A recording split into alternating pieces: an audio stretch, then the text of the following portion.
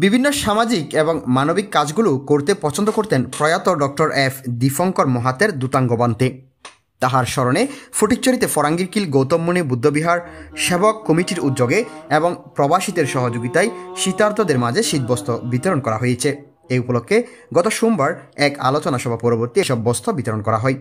এ সময় বুদ্ধানন্দ ভিক্ষুর সভাপতিত্বে এবং ফরাঙ্গীরকিল গৌতমমুনি বিহার সেবক কমিটির সাংগঠনিক সম্পাদক বাবু আশিক বড়ুয়ার সঞ্চালনায় শুভেচ্ছা বক্তব্য রাখেন প্রধান উপদেষ্টা দুলাল কান্তি বড়ুয়া, সমাজ কল্যাণ সম্পাদক বাবু বাচ্চু বড়ুয়া, প্রধান আশীর্বাদক ছিলেন মহা কেশব ভিক্ষু। এ সময় উপস্থিত ছিলেন সম্মানিত উপদেষ্টা বাবুল বড়ুয়া, মিলন বড়ুয়া, নির্মল বড়ুয়া, সাধন বড়ুয়া, প্রকাশ বড়ুয়া।